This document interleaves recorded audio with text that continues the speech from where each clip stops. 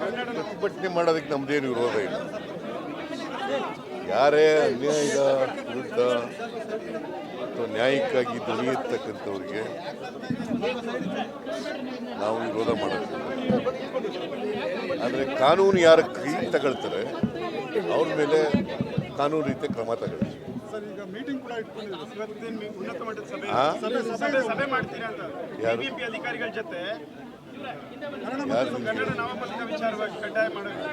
Regular ಆಗಿ ಮಾಡ್ತೀವಿ. ನಾಳೆ ಇವತ್ತು BBMP ಅಧಿಕಾರಿಗಳು ಮತ್ತು ಪೊಲೀಸ್ನವರು, ಪೊಲೀಸ್ ಮಂತ್ರಿಗಳು ಅವನ್ನೆಲ್ಲ ಕರೆದಿದ್ದೀವಿ.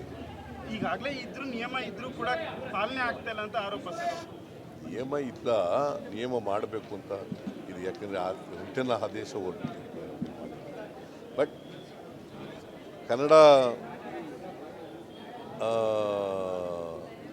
ದಲ್ಲಿ ಬೋರ್ಡ್ಗಳು ಹಾಕೋದು ಅದು ಹಾಕಲೇಬೇಕು. ಇದು ಕನ್ನಡ ನಾಡು,